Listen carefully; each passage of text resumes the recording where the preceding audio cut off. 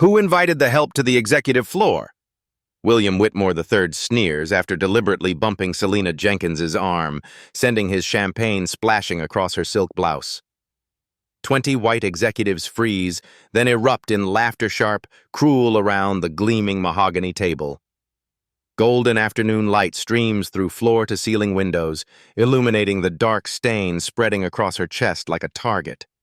Selena's expression remains carved from stone as she slowly dabs at her ruined designer suit, worth more than William's monthly car payment.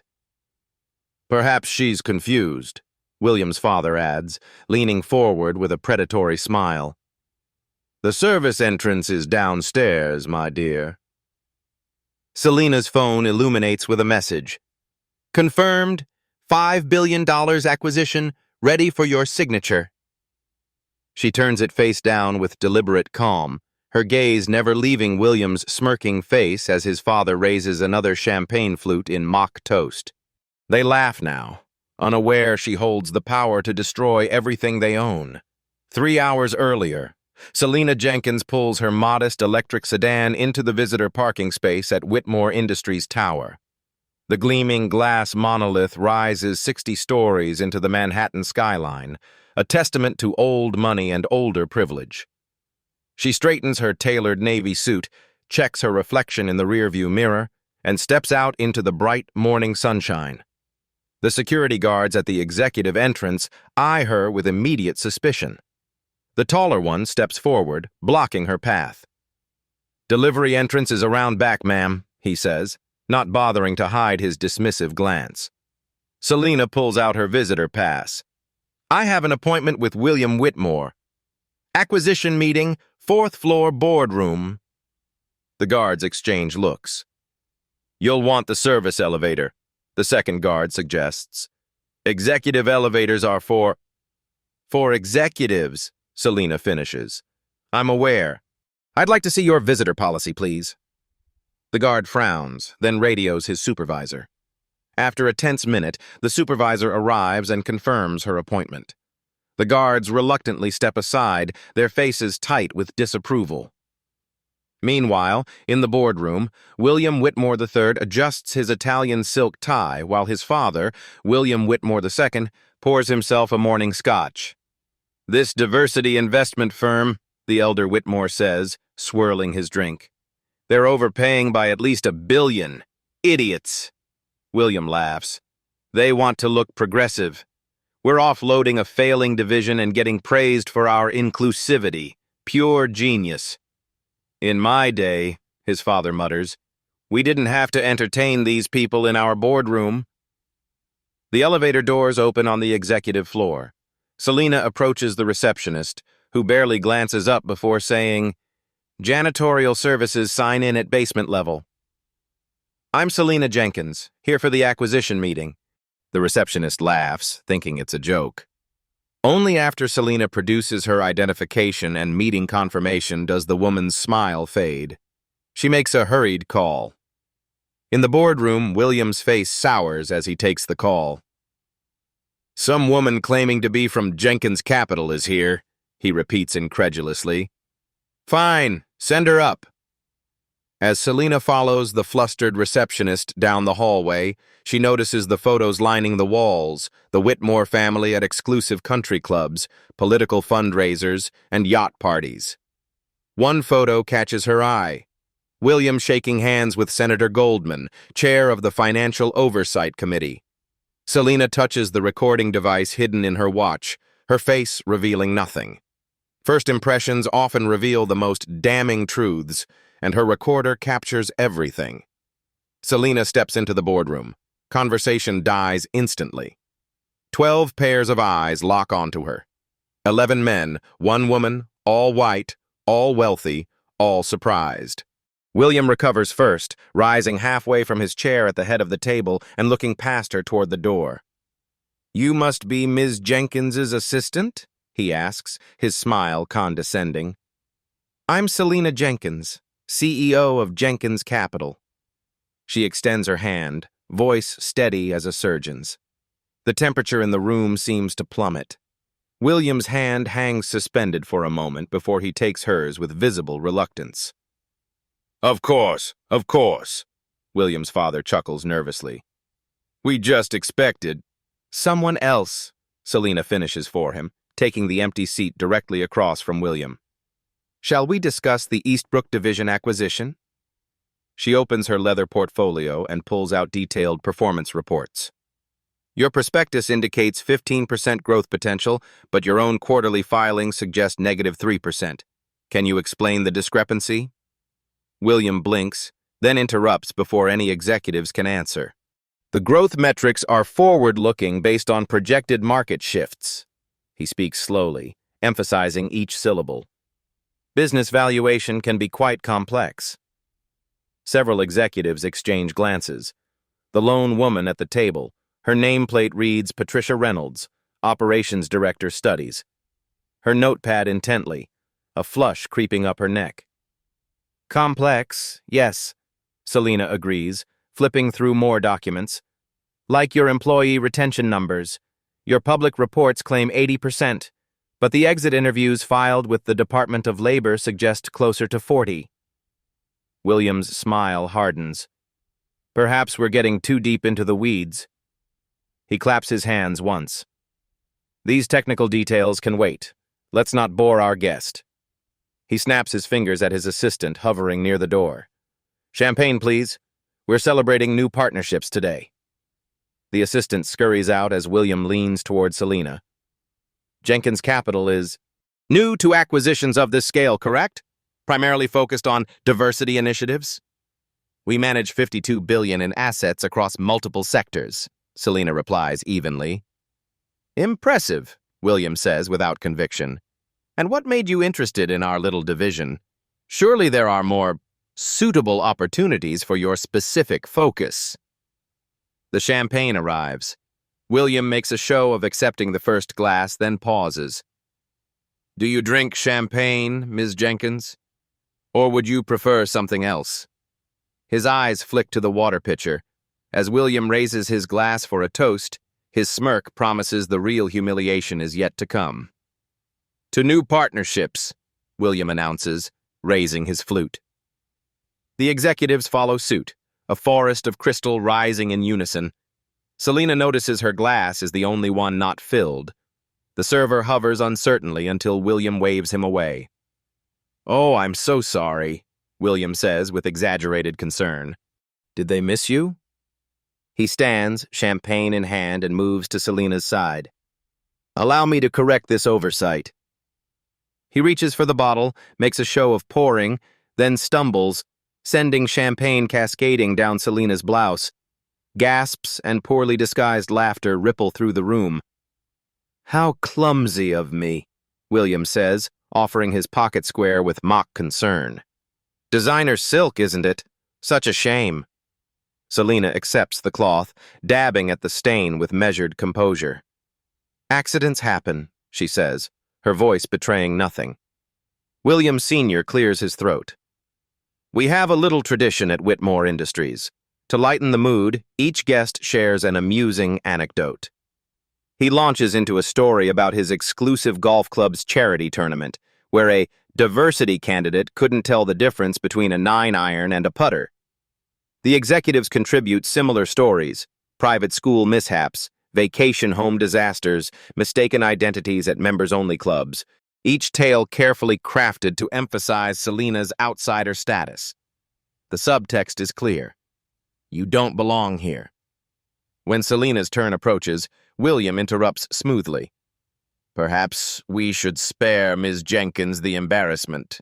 We all know diversity initiatives don't always prepare one for these social situations.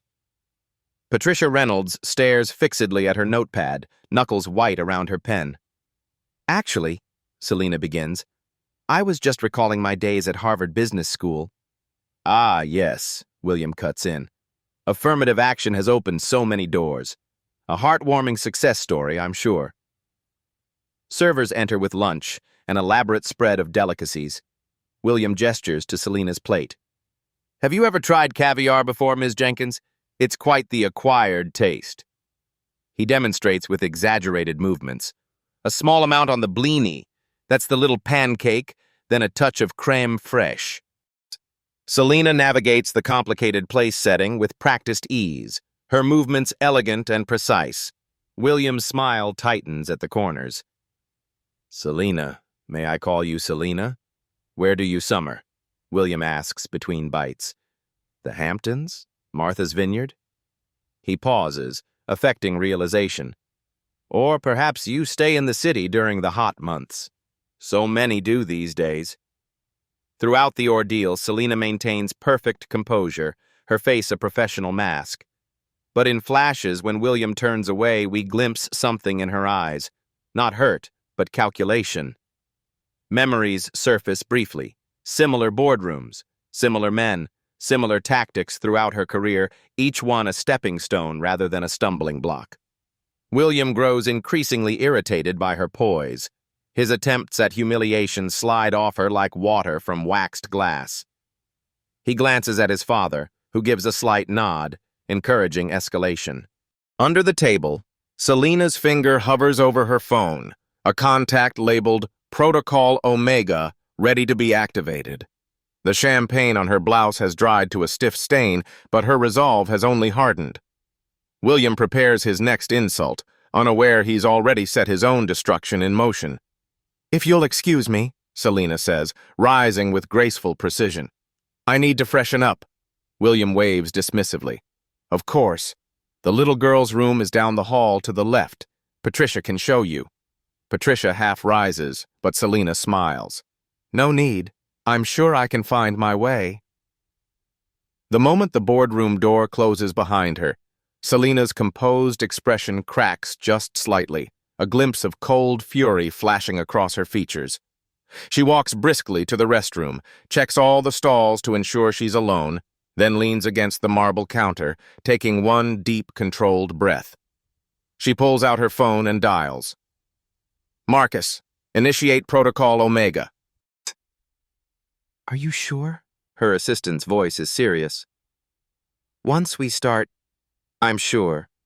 They've exceeded expectations in the worst possible way." She straightens her spine. "Begin with the financial audit, then move to the board contacts. Full background on the Whitmore's personal and professional, and alert the legal team." "On it. Stay strong, boss." Across the city, in the sleek offices of Jenkins Capital, Marcus springs into action. Calls go out to a team of serious-faced professionals. Computer screens light up with Whitmore Industries' financial records. Legal experts pull up regulatory filings. Analysts begin tracking stock movements and ownership patterns. In the Whitmore Industries boardroom, William and his father huddle in a corner, speaking in low tones. "She's maintaining her composure better than expected," the elder Whitmore mutters. "Annoying," William scoffs. "She's trying to play in the big leagues, probably rehearsed for this meeting for weeks." He straightens his tie. "But everyone breaks eventually. By the time we're done, she'll be begging to take whatever terms we offer." "The club tonight?" his father asks. "To celebrate?" "Perfect. Where people like her aren't allowed." William chuckles. "Remember when they tried to enforce that diversity membership quota? Cost us a fortune to quash that legislation." The restroom door swings open as Selena is patting her blouse dry. Patricia Reynolds slips in, checking quickly to ensure they're alone. "I'm sorry," Patricia says, her voice barely above a whisper. "They do this to everyone they don't consider. One of them." Selena studies her reflection in the mirror. "How long have you worked here, Patricia?" 15 years. I've hit the glass ceiling so many times I have permanent bruises." Patricia hesitates, then rushes forward. "That division they're selling you? It's undervalued. There are patents pending that aren't in the prospectus. Game-changing technology they're hiding from potential buyers." She slips a USB drive into Selena's hand. "Everything's here. I've been documenting everything." "Why help me?" Patricia's eyes harden. "Because I've been where you're sitting too many times." When Selena returns to the boardroom, something has shifted in her demeanor, subtle but present. A newfound confidence that makes several executives shift uncomfortably in their seats. William, oblivious, sees only what he expects to see. "Shall we discuss the actual terms?" Selena suggests, sliding back into her seat. William waves his hand dismissively. My legal team will handle the tedious details. No need to trouble yourself with the complexities. Of course, Selena agrees, surprisingly easily. My team has reviewed the preliminary documents. William laughs. And did your diversity legal team find any issues? Selena smiles enigmatically. Nothing we can't resolve by close of business today. Her phone buzzes. Omega in progress. T-minus 90 minutes. The clock on the wall reads 2:30 p.m. Across town, the first domino in William Whitmore's downfall has just been tipped. Let's review the contract details, says one of the executives, sliding folders around the table. William nods, but when the distribution reaches Selena, he holds up his hand. Gerald, perhaps have your assistant prepare a simplified version for Ms. Jenkins later? We should focus on the substantive discussions now. Selena pulls out her tablet. No need. I have the documents here and several questions about Section 5.3 regarding employee retention. William stands abruptly. Before we bury ourselves in paperwork, why don't I give you a tour of the facility? See what you're actually buying. His tone suggests he's offering a child a chance to ride a pony. The tour becomes a study in calculated humiliation. William leads Selena to the lowest operational floors first, bypassing the innovation labs and executive areas entirely. He gestures expansively at workers in the shipping department. This is where packages are prepared for shipment, he explains, speaking slowly as if to a kindergartner. The items go in boxes, then the boxes go on trucks. Selena nods, taking photos with her tablet. William mistakes this for touristy behavior. Would you like me to take a picture of you by our loading dock? He asks with a smirk. Something to show your family? No, thank you, Selena responds, capturing images of safety violations, blocked fire exits, missing equipment guards, expired inspection certificates. William guides her through a section where predominantly minority employees work in cramped conditions. We're quite committed to diversity here, he announces loudly enough for workers to hear. Some companies just talk about it, but we actually hire them. He lowers his voice as they pass through a door. Of course, keeping costs manageable requires certain business realities. I'm sure you understand. Selena's watch silently records his every word. Back in the boardroom, Selena's phone lights up with a message. Background check complete. Family litigation history secured. The time reads 3:15 p.m. William notices her checking her phone. I realize maintaining professionalism in business settings can be challenging for newcomers, he says, despite having checked his own device repeatedly. Perhaps we could establish a no-phone rule for the remainder of our meeting? When Selena mentions discrepancies in employee satisfaction metrics, William sighs dramatically. Let's leave the complex analysis to those with experience in the industry, shall we? The numbers can be so misleading when viewed by untrained eyes. With every condescending remark, William digs his grave deeper as Selena's phone silently collects evidence. So, Sandra, William says, deliberately using the wrong name as the meeting resumes. I believe we were discussing the preliminary terms. He catches himself with an insincere smile. I apologize, Selena. Names can be so difficult to remember. This marks the third time he's accidentally called her by the wrong name in the past 15 minutes. Selena opens a spreadsheet on her tablet. Your market projections show 16% growth next quarter, but industry analysts predict a contraction due to supply chain disruptions in Asia. How do you account for the discrepancy? William leans back, hands clasped behind his head. Well, the quaternary implications of macroeconomic vectors require advanced modeling paradigms and sophisticated algorithmic prognostication methodologies. He smiles at his colleagues. I can translate that into simpler terms if needed. The elder Whitmore chuckles, slapping the table. Business isn't what it used to be, he announces. In my day, deals were made on golf courses and in gentlemen's clubs. That's where real business happens, not in spreadsheets and presentations. He looks pointedly at Selena. But times change, don't they? Now we have all sorts of new participants. During a discussion about the division's leadership post-acquisition, William interjects, "I'd strongly recommend maintaining our current management team. Some communities simply lack the necessary leadership experience for operations of this scale." Selena makes a note on her tablet without reacting, which visibly frustrates William. He expected tears, stammering, or angry outbursts, anything he could use to dismiss her. Her continued composure unnerves him. "Perhaps," William suggests with growing irritation, "we should discuss the real numbers once we've concluded the formalities. We wouldn't want to overwhelm anyone with the actual complexity of this transaction." Several executives shift uncomfortably.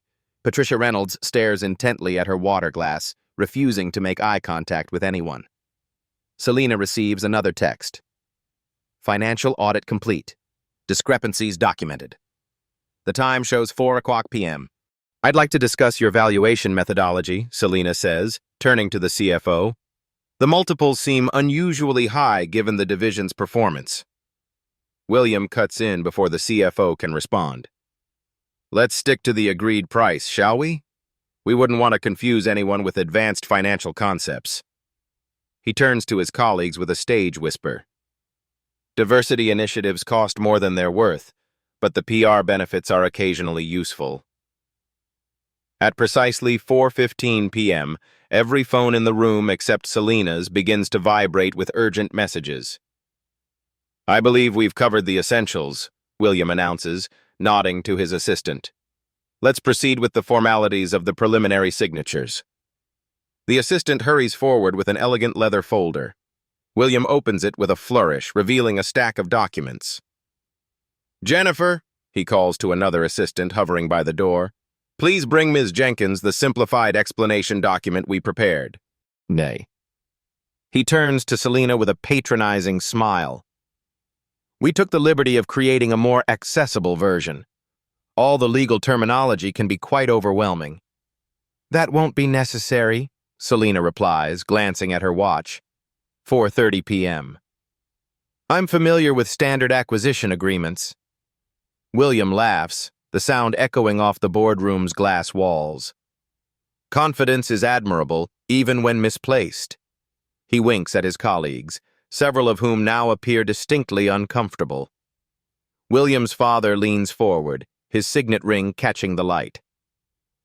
"Perhaps we should help our guest understand what she's getting into." He begins explaining basic acquisition concepts as if teaching a child. "When one company buys another, there are certain obligations that transfer." Selena nods politely, making occasional notes while checking the time. Throughout the room, executives begin checking their phones with increasing frequency. Frowns appear. Whispered conversations break out. William ignores these warning signs, focused entirely on his performance. "Jenkins Capital is one of those diversity fund things, correct?" he asks, not waiting for an answer. "Commendable work, truly. Though you'll probably need our guidance for years to come. The learning curve in this industry is quite steep for newcomers." Patricia Reynolds' phone rings. She excuses herself and steps into the hallway. When she returns moments later, her face has lost its color. She approaches William, attempting to whisper something urgent in his ear. "Not now, Patricia." He dismisses her with an irritated wave. "We're concluding our business." William pulls the preliminary contract from the folder with theatrical flair. "Do you need extra time to review this, Ms. Jenkins? Or perhaps you brought someone who can help explain the terms?" He slides the contract across the polished table, along with a Mont Blanc pen, sitting back with a satisfied smile. The humiliation is complete, or so he believes. Selena checks her phone one last time, 4:45 p.m., before looking up at William with the first genuine smile he's seen from her all day. The boardroom door bursts open as a team of suited professionals enters with military precision. 6 individuals enter the boardroom, 3 men, 3 women, diverse in ethnicity but uniform in their purposeful stride and impeccable attire. The executives at the table freeze, confusion evident on their faces. William half rises from his chair. "Excuse me, this is a private meeting." Marcus, Selena's assistant, leads the group. Tall, poised, and unyielding, he carries a leather portfolio identical to Selena's. He hands it to her without a word, then takes a position directly behind her chair. The others arrange themselves around the perimeter of the room with practiced efficiency. Selena opens the portfolio unhurriedly. The atmosphere in the room shifts, tension climbing as the silence stretches. When she finally speaks, her voice has transformed. Gone is the accommodating, restrained tone. In its place is something commanding, authoritative, undeniable. "Allow me to reintroduce myself properly." Her words slice through the tension. "I'm Selena Jenkins, CEO of Jenkins Capital, majority shareholder in Whitmore Industries' parent company, and the person who approved the loan that saved this company during the recession of 2023. William's face drains of color so rapidly he appears to age a decade in seconds. His father's hand trembles, spilling his water. "Jenkins Capital isn't just an investment firm," Selena continues, standing now. "We manage over $50 billion in assets and hold controlling interests in more than 30% of this industry." She walks slowly around the table, her heels clicking against the hardwood floor with each deliberate step. "The diversity investment firm you've been mocking all day has been quietly purchasing shares in your parent company for the past 18 months. She stops directly behind William's chair. "Today wasn't about acquiring your struggling division, Mr. Whitmore. It was an assessment of your company's culture before deciding whether to approve the pending merger with your parent company or block it entirely." Selena turns to address the other executives directly. Many now look horrified, eyes darting between her and the Whitmores as the power dynamic inverts before them. "I've spent the day observing how this company treats those you believe have no power over you." Her voice remains measured, each word precise. "It tells me everything I need to know about how you treat your employees, your customers, and your communities." Marcus distributes documents to everyone at the table. Page after page of evident safety violations photographed during the tour, accounting discrepancies highlighted in yellow, discrimination lawsuits settled quietly over years, all meticulously documented. "Patricia Reynolds has been documenting your company's toxic culture for months," Selena reveals. Patricia straightens in her chair, meeting William's shocked glare without flinching. "Her testimony forms a crucial part of the whistleblower case Jenkins Capital has been building." William attempts to regain control, rising to his feet. "This is clearly a misunderstanding." Selena taps her watch. A recording plays through the boardroom speakers, William's voice explaining how they're offloading failing assets, and his comments about diversity hires echo in the suddenly silent room. The elder Whitmore pounds his fist on the table. "You can't do this! There will be legal consequences!" One of Selena's team steps forward, an older gentleman with silver hair and the bearing of someone accustomed to command. "Forgive me for not introducing myself earlier. James Harrington, former Attorney General. I now head Jenkins Capital's legal division." He smiles thinly. "We've assessed the legal consequences quite thoroughly." Selena picks up the contract William had slid across the table with such condescension. She holds it up, then deliberately tears it in half, placing the pieces before him. "This acquisition won't be happening. Instead, Jenkins Capital will be exercising its rights as a major shareholder to call for a vote of no confidence in the current leadership." William's face contorts between rage and panic. "You don't have the authority." "You asked who invited me here today," Selena interrupts. "The answer is your board of directors, who are currently in an emergency session reviewing the documentation we provided this morning." As if on cue, William's phone rings, the special ringtone he reserves for the board chairman. His hand shakes as he reaches for it. The blood drains further from his face as he listens to the voice on the other end. Around the table, other executives receive texts and emails, learning in real time that the power structure they've relied upon has collapsed. Some look horrified.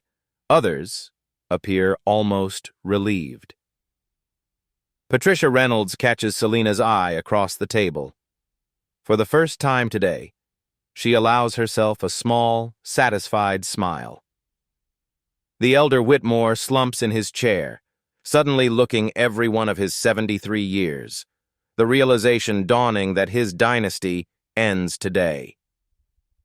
As William listens to the board chairman's verdict, he realizes this isn't just a bad day.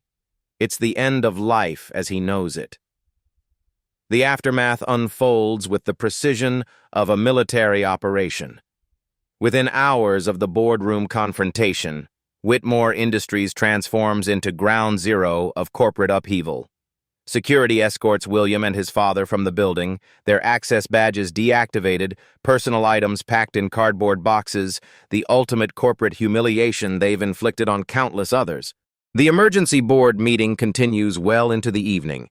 Selena presents irrefutable evidence of financial irregularities, inflated valuations, hidden losses, misrepresented growth projections. The documentation Patricia provided proves critical, revealing how the Whitmores systematically buried bad news while rewarding themselves with extravagant bonuses. "This isn't about revenge," Selena explains to the stunned board members. "It's about transformation. The company employs over 8,000 people across 14 states. Those jobs deserve protection." Her transformation plan unfolds on the projection screen, comprehensive, detailed, preserving jobs while excising the toxic leadership structure. Some board members resist initially, clinging to loyalties forged on golf courses and gentlemen's clubs. "The Whitmore family built this company," protests one elderly board member. "We can't simply discard 70 years of leadership."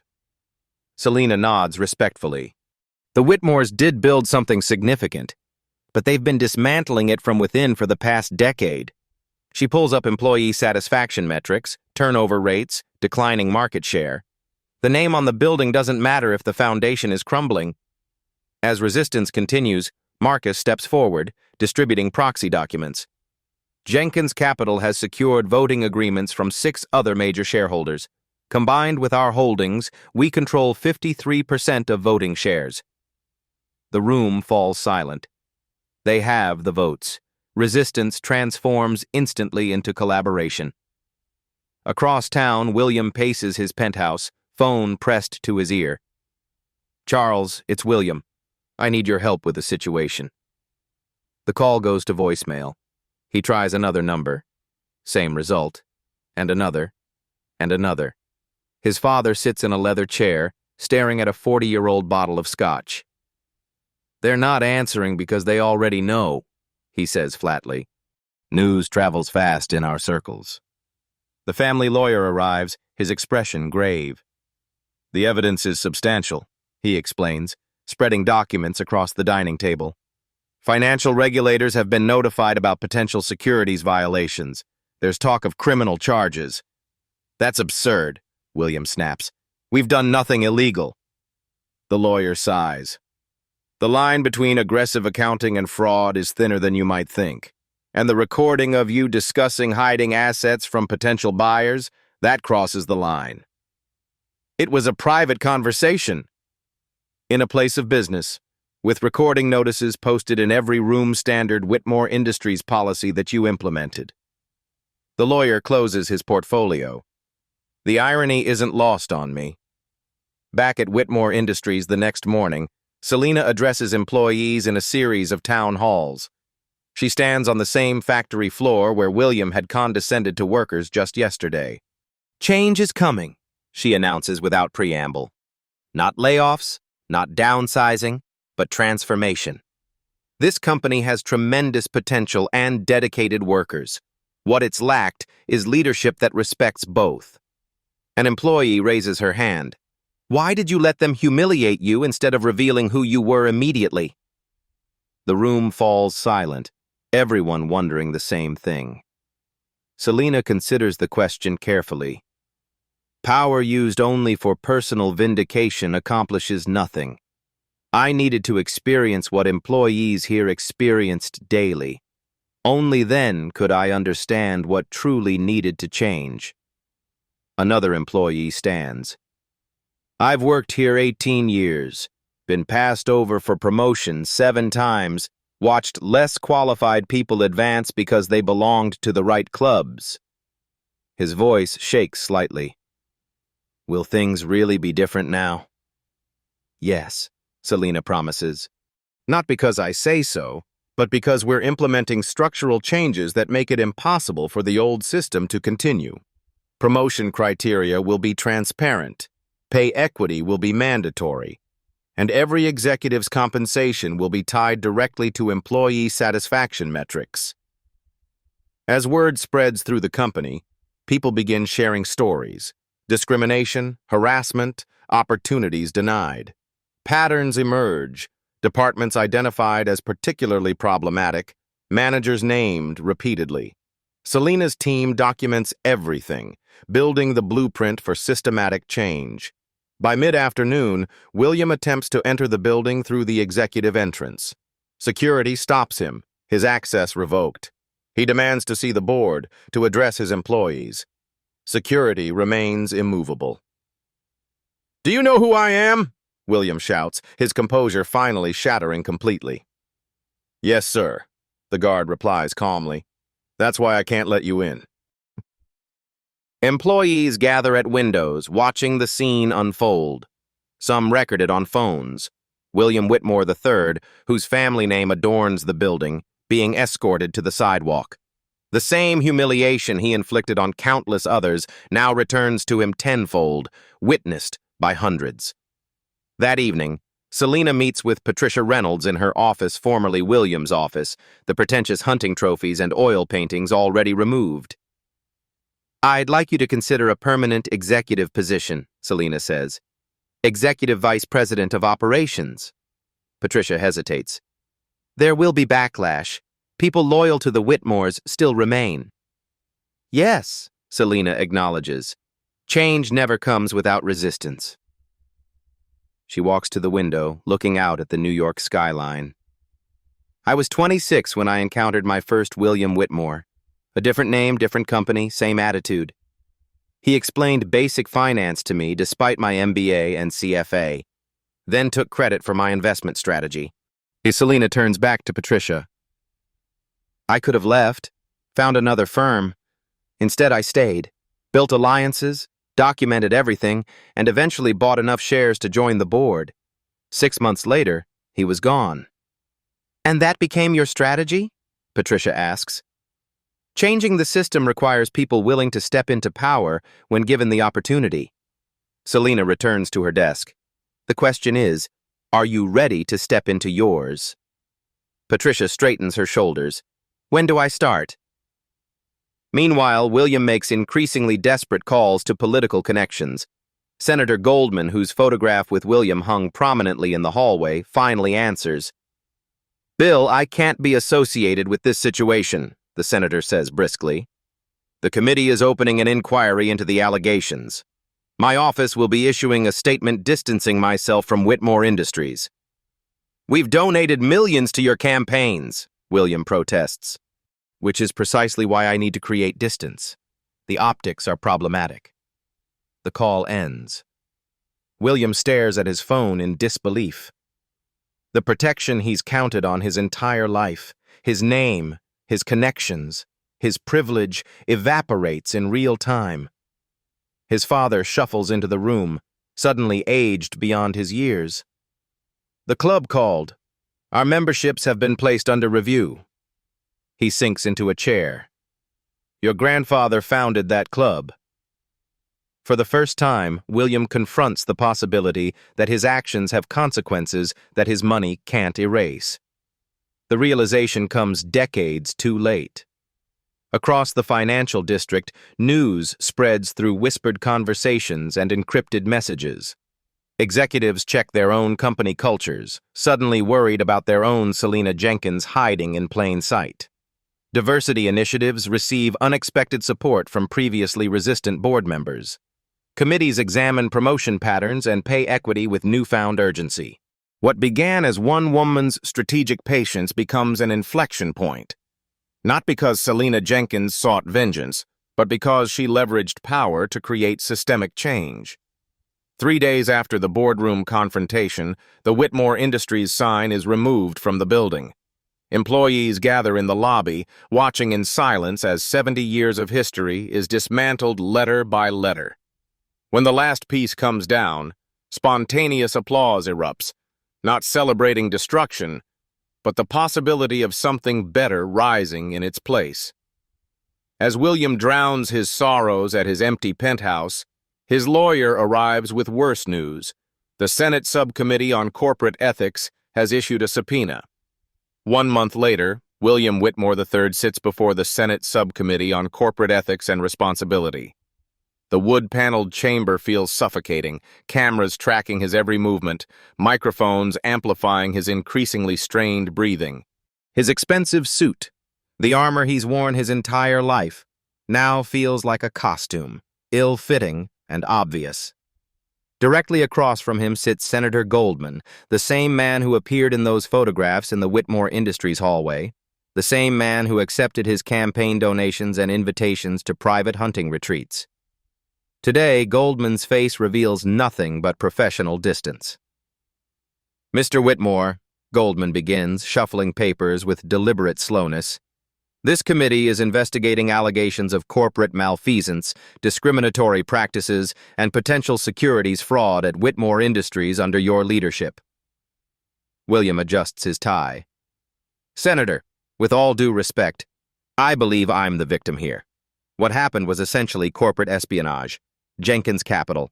"We're not here to discuss Jenkins Capital," Goldman interrupts sharply. "We're here to discuss recordings in which you explicitly stated your intention to conceal material information from potential buyers, information that would have affected valuation. Those recordings were obtained without my knowledge or consent." Goldman raises an eyebrow. "According to testimony from your former legal department, recording notices were posted in all Whitmore Industries facilities as standard policy, a policy you personally approved in 2021. William shifts uncomfortably. "The recordings are being taken out of context." "Then perhaps you can provide the proper context for your statement, and I quote, 'They're overpaying by at least $1 billion. Idiots.'" Goldman reads from the transcript without looking up. "That was a private conversation in your company boardroom during business hours regarding a business transaction." Goldman finally looks up. "Would you like me to continue with additional quotes about, let's see, diversity hires and where people like her aren't allowed?"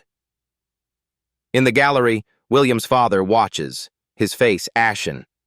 When William attempts to explain how his comments were misinterpreted, his father quietly stands and exits the chamber, unable to witness his son's complete humiliation. Senator Harris, the only woman on the subcommittee, leans forward. "Mr. Whitmore, you stated in your written testimony that you've always supported advancement opportunities for women and minorities at your company. Yet our investigation found that of 27 executive promotions during your tenure, 26 went to white men. Can you explain this discrepancy?" William begins a lengthy explanation about qualifications and pipeline issues. Senator Harris interrupts him repeatedly, not allowing him to finish his practiced responses. When he protests this treatment, she smiles thinly. "Is there something wrong with explaining concepts to someone who clearly doesn't understand them, Mr. Whitmore? I believe that was your approach with Ms. Jenkins, was it not?" The hearing continues for 4 brutal hours. Each time William attempts to portray himself as a victim of corporate espionage, the committee presents more evidence recordings, emails, testimony from former employees.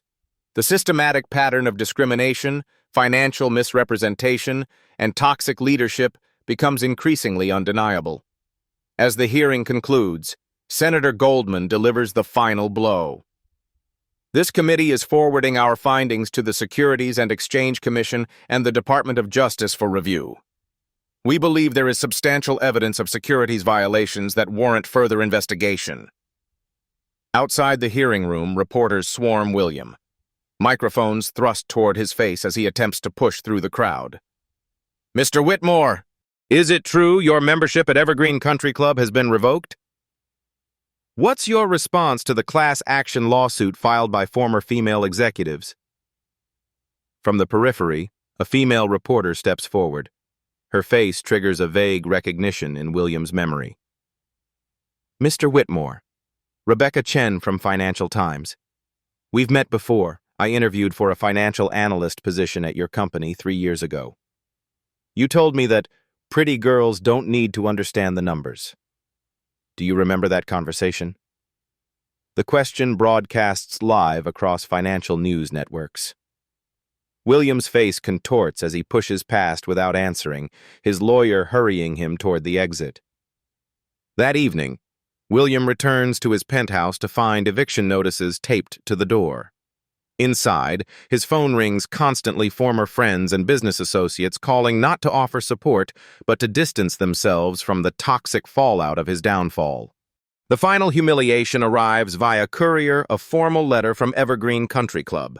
His membership, once considered untouchable, revoked for conduct unbecoming a member. As William packs his designer clothes into suitcases, a news alert flashes on his phone. Selena Jenkins named CEO of the Year. 6 months later, the grand ballroom of the Waldorf Astoria buzzes with anticipation.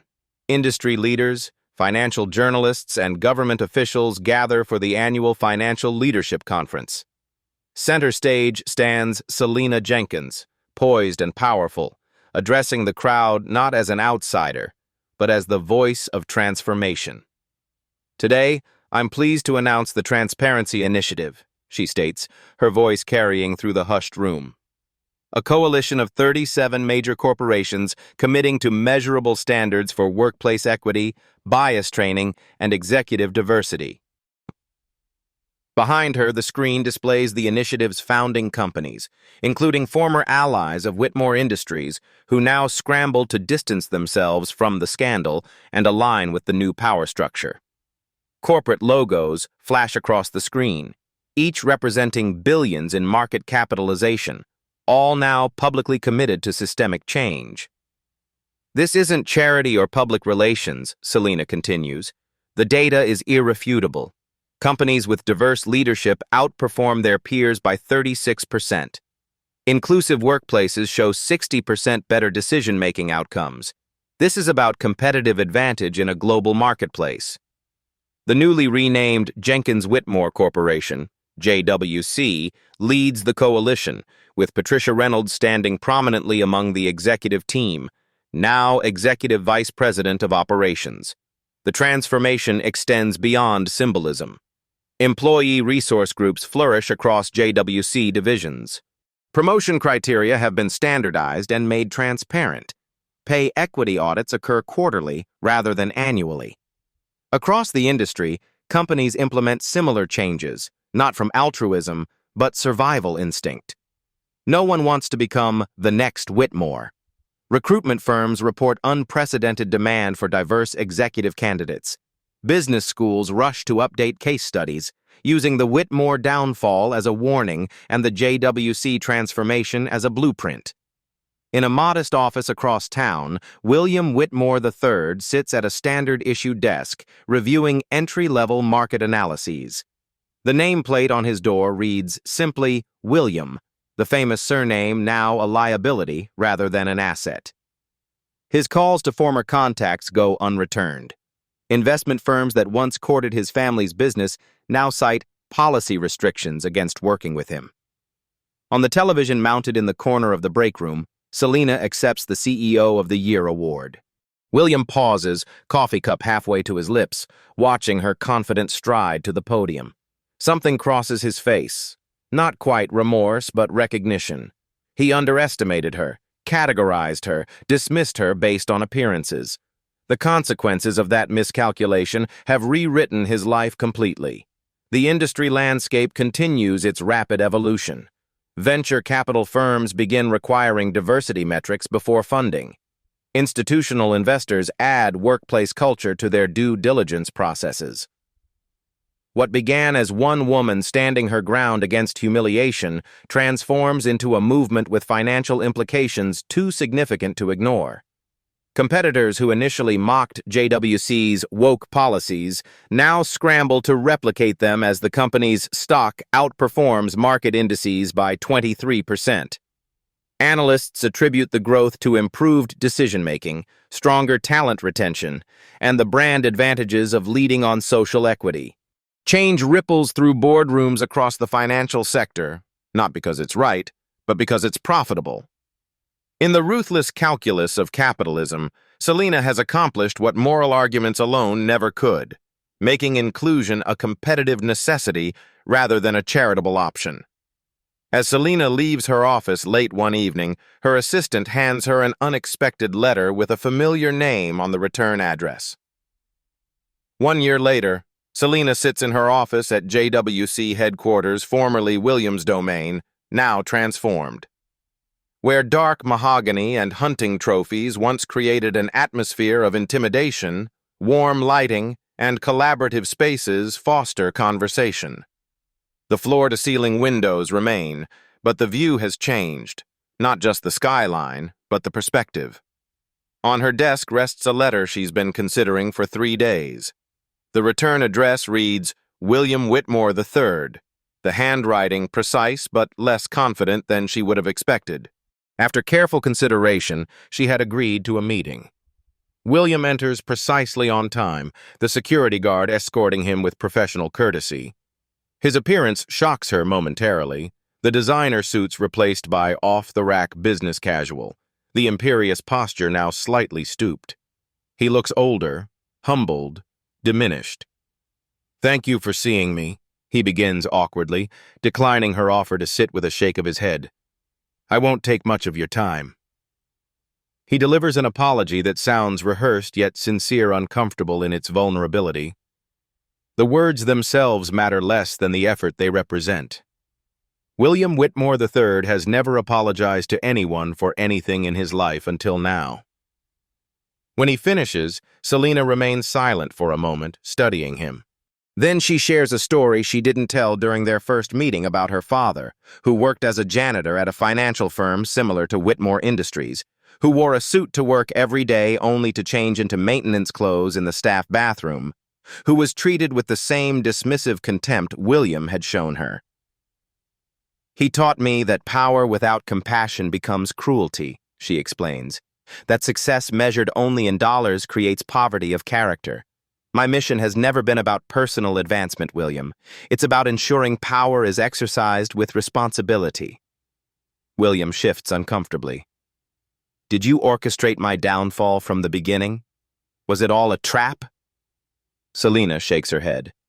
"I created an opportunity for you to reveal your true character. The rest you did yourself." She meets his eyes directly. "Power doesn't corrupt people, William. It reveals them." As William prepares to leave, Selena mentions a community business development program JWC is funding in underserved areas. "We need mentors with industry experience," she explains. "People who understand the financial structures but can translate them for new entrepreneurs. It's not forgiveness exactly, not a job offer or absolution, but an opportunity for actual redemption through service rather than empty words." William hesitates, then nods slowly, understanding the gesture for what it is. Not a hand up, but a hand forward. 6 months later, Selena addresses a graduating class at her alma mater. Bright-eyed students in caps and gowns look up at her. Diverse faces filled with ambition and possibility. "Your generation will inherit power structures you didn't create," she tells them. "You'll face moments when standing your ground feels impossible, when every instinct tells you to retreat, to accommodate, to shrink." The auditorium falls silent, hundreds of futures hanging on her words. In those moments, remember that resilience isn't about enduring mistreatment. Strategic patience isn't about accepting injustice. Both are about recognizing when you hold more power than others believe you do, and waiting for precisely the right moment to use it. She pauses, looking out at the sea of faces, the leaders, builders, and transformers of tomorrow. "True power isn't measured by who you can humiliate," she concludes, her voice resonant with conviction, "but by who you can lift up." The applause begins slowly, then builds to a thunderous standing ovation, not just for her words, but for the path she's forged that makes their journeys possible. At Beat Stories, we believe in the power of narrative to change perceptions and inspire action. Subscribe to Beat Stories now and never miss our weekly uploads. Hit that notification bell to be first to watch our latest stories of sweet, satisfying justice. Remember to like this video if Selena's journey resonated with you, and share it with someone who needs to hear this message today. This story shouldn't be the exception. It should be the last time it ever happens. At Beat Stories, we turn one moment of injustice into a call for change. Subscribe to help make that call louder and longer lasting.